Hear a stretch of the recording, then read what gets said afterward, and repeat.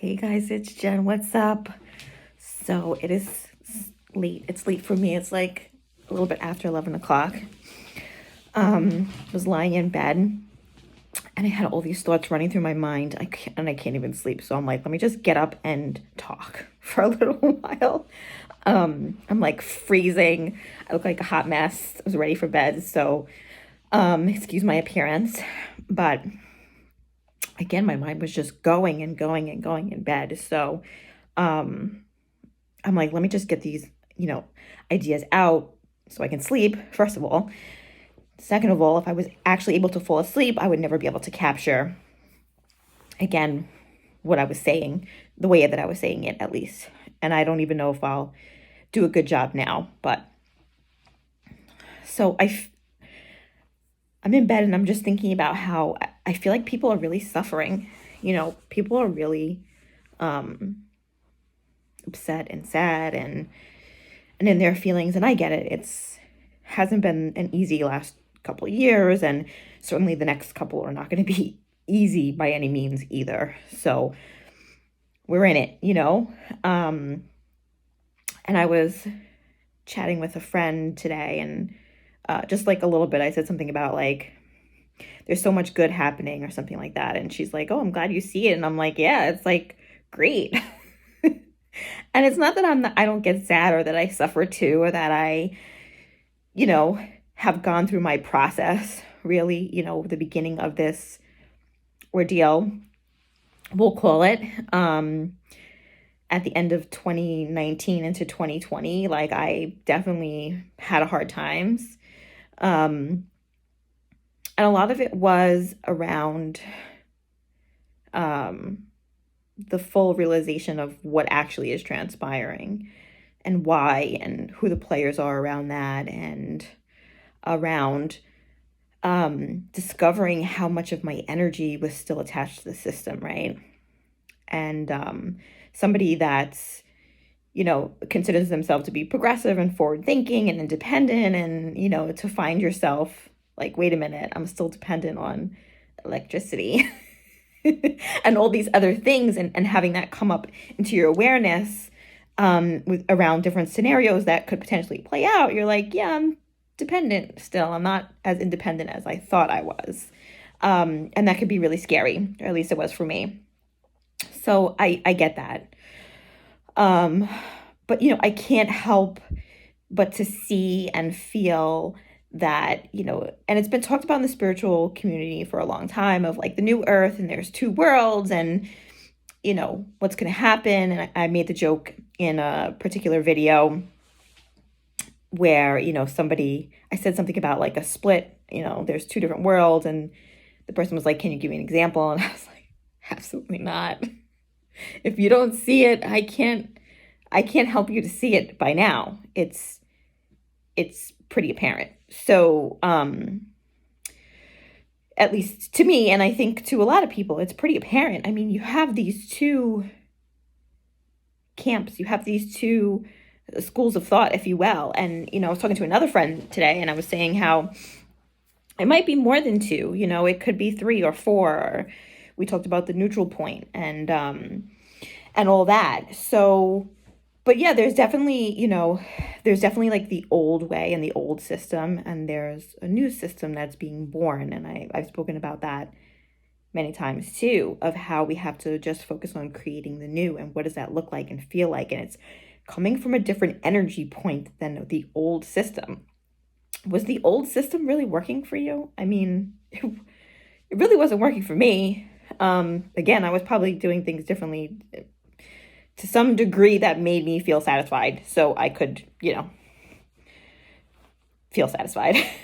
I could live basically. Um, but yeah, it's, and I'm in bed thinking about how it's like labor, and how there's two different ways to do labor. And I'm so blessed that I'm, a mom and that I've had those experiences to be able to draw from. And then I have my children, of course, but it's like, you could do labor and delivery in a hospital, and you could do labor and delivery at home. It's two different experiences, And they're both hard. Labor is labor, it's still intense. There's still an intensity, right? And of course we know it could be, natural and not, right? So you have this sort of like organic experience or this inorganic experience, right? And this inorganic experience is normalized. It's what's common, right? Of like, well, when you have a woman that's pregnant, they're like, well, what hospital are you going to? You know? Don't tell them you're not going to a hospital. They'll lose their minds. And it's the forgotten ways, right? Some of it is just ancient knowledge. And, do we go back to that in the creation of the new, and how much so, right? But I'm just thinking about labor and resistance around that, right? And how, like when I had my first son, I had him in the hospital, and my body was actually working against itself. And there was a lot of things. The only thing natural about it was that I didn't have a C-section, but everything else was no, wasn't. It was in an environment that was not comfortable. And, the process didn't go smooth. And my body wasn't allowed to do what my body was supposed to do when it was supposed to do it. I got pumped full of Pitocin, which actually makes things, labor more intense and painful for the woman. And then you're like strapped to a hospital bed. But my body really did the opposite of what it was supposed to do. In labor, you have this contraction and expansion, and you can think of, I've drawn on this analogy many times in my practice and working with clients, because sometimes we think results are immediate, or we think a process is linear. And it's like, no, like when you have natural labor occur, like the baby goes back in. Like, I know it's kind of like graphic, so I apologize, but it's true and it's real life, and we should know this information.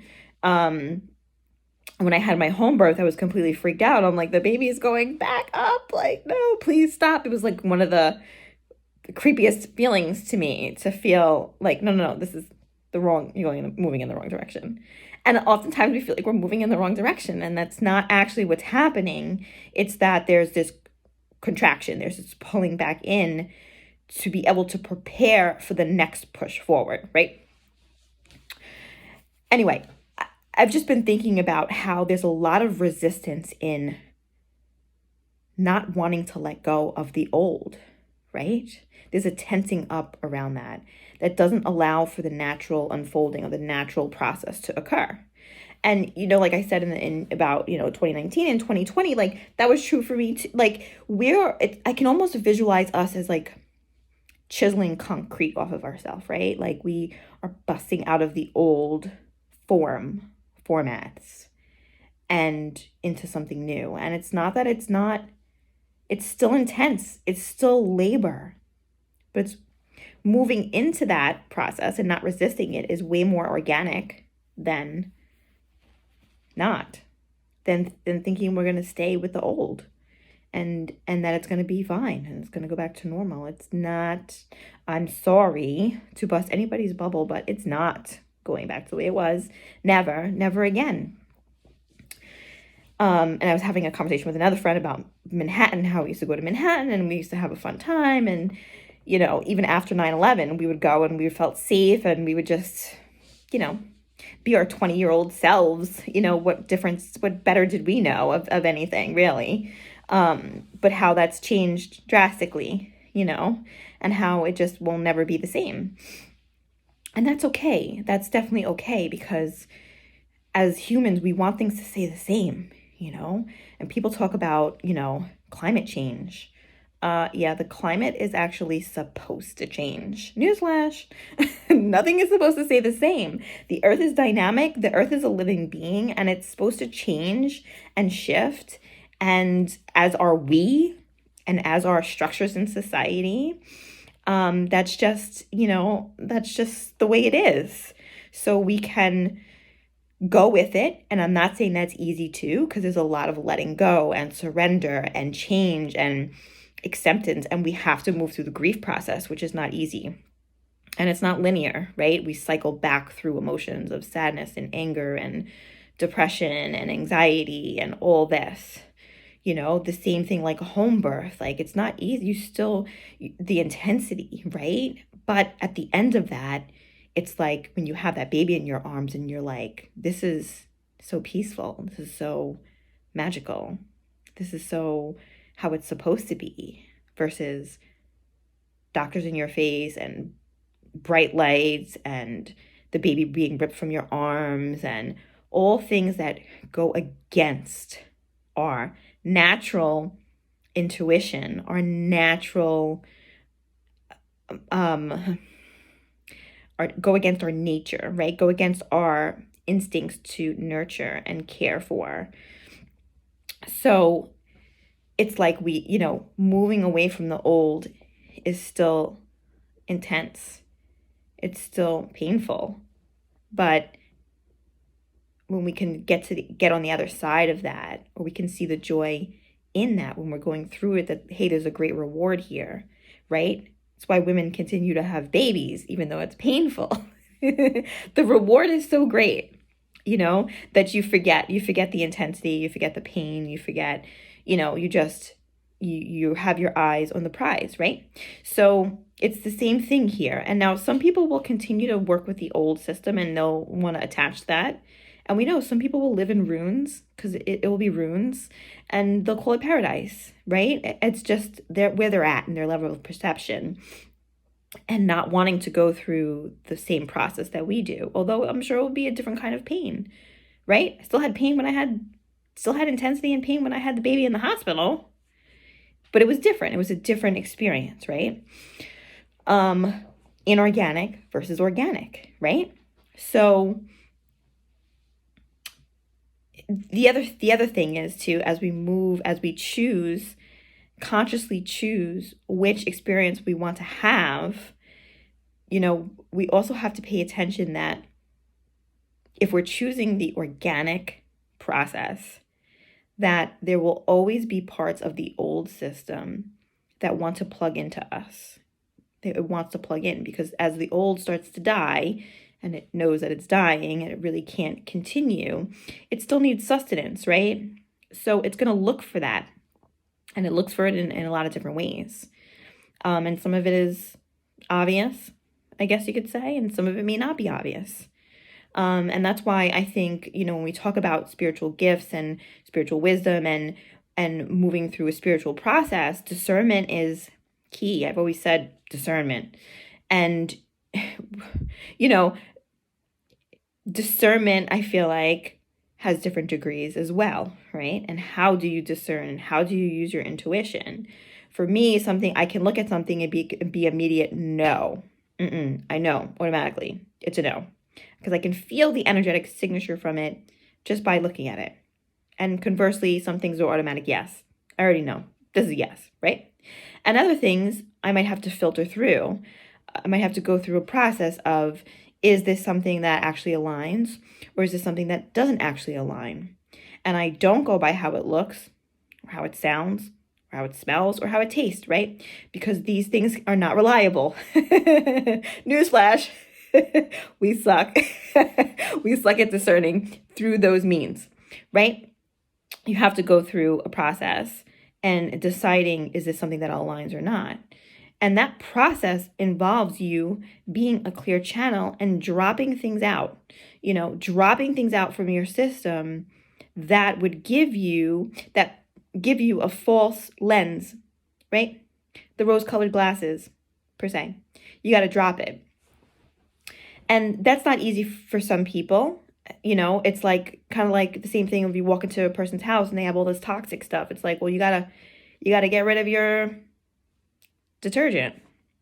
You got to get rid of your household cleaner. You have to get rid of your deodorant and your toothpaste and this and that and that and this and that. And what about your mattress?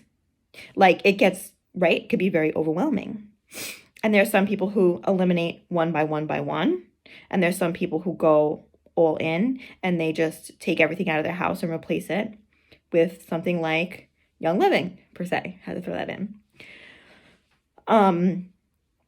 And it's not just with products, although products are actually a big thing because they weigh down our system, right? And if you have things clogging up your system, then, how could information actually be filtered through in a holistic, organic way? You're gonna be clouded. Your receptors literally are gonna be clogged up. So yes, one of the biggest things, is household cleaners and things that you put on your body and in your body. Huge, right? So you want to drop out, all these things that are not good for you, good for your physical body. Like you could just start with your physical body. You could move on to your mental body. What are you listening to? Who are you paying attention to? Who are your mentors? There's been periods of time, there are mentors out there that should not be mentors, just so we're clear, and there are leaders out there who shouldn't be leaders. A good leader should be telling you to become your own leader. Don't follow me. Follow yourself is a good leader, in my opinion, because we all have blind spots. You're following after somebody else. You're adopting their blind spot. You have your own, and you're adopting theirs. That's dangerous. I've never followed any one teacher. Never. Multiple. Why? Because then I can cross-reference. I can cross-reference material and I cross-reference it against my own intuition. I'm also a key player here. It's not just that this person knows more than me and I have to accept whatever it is they tell me. I get to filter it through and cross-reference against other quote-unquote leaders or teachers. And then I'm also at the table. I have a seat at the table and I decide, right? And there's been many times where I've told people, get off everything. Don't read any books, nothing. Don't listen to anything on YouTube, nothing. Don't listen to any CDs, podcasts, nothing, right? Go into what we would call hermit mode, right? You go into hermit mode and you start to clear out, right? Because oftentimes we generate thoughts based upon something that we've seen or heard, right? And now our thoughts are sort of manipulated in a way. We're now thinking about something that was given to us or something that we fed ourselves. Instead of having an organic thought, what is an organic thought? What is a thought not influenced by anything else? It is generated by your soul. How do you get to that, right? And you got to get off everything. You have to go cold turkey. I'm a little bit intense. So if I'm going to do something, I'm going to do it. Cold turkey off of everything. And you move into hermit mode. It's very difficult for us as humans to move into that place because we're so used to being stimulated. Especially now in this day and age, we are stimulated almost all the time. Almost all the time, right? And you can see it in your kids too, I bet. It's like if I don't have my phone, I'm going to lose my mind. If I don't have this iPad or the TV or God forbid the Wi-Fi is off, right? Sometimes I do a little experiment in my house, but God forbid the Wi-Fi is off. Like I'm going to lose it. Like that's not okay. And what I was saying about the old, it's a good segue, I didn't plan that, was that the old will want to plug into you. You think you're plugging into it, it's plugging into you for sustenance, right? So I'm very careful about new shiny things that come along my way. I don't just pick it up and run with it, right? It's like, let me find out first. Let me see first. And again, it could be automatic no, it could be an automatic yes, but oftentimes I'm watching and I'm paying attention to see the direction and if it aligns or not. But you yourself have to be in alignment. It's an easier way to discern. I'm in alignment and nobody's perfect. And we fall off and on and we're in alignment, we're in alignment 1 minute, out of alignment the next, because we're human, right? That's how it is. But to know thyself, I'm not in alignment. Why should I make any decisions when I'm not in alignment? That would be not wise. Not wise at all, because I'm not going to make the right decision, right? I mean, 50-50 chance maybe. But if I'm in alignment and I can bring myself in alignment, now you can bring yourself in alignment instantaneously. Meditate. Do a yoga pose. Like you can bring yourself in alignment almost automatically. Go out into the sun, right? But you will feel it. Then decide. Then have a guidepost. It's kind of like when I work with clients I talk about like having the ideal relationship, and I tell them, write it out. Write it out before you start dating, because then when you have something to, you have a measuring tool, you have a measuring stick.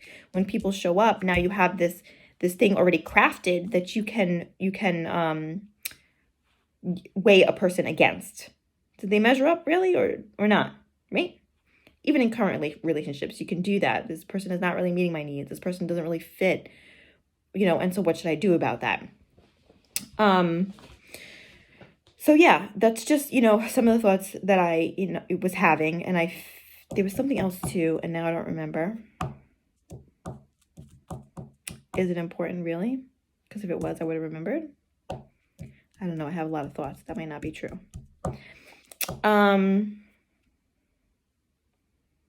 Well, that might be it for now then. So thank you for listening, and I hope this was useful, and I'll talk to you guys soon. Bye.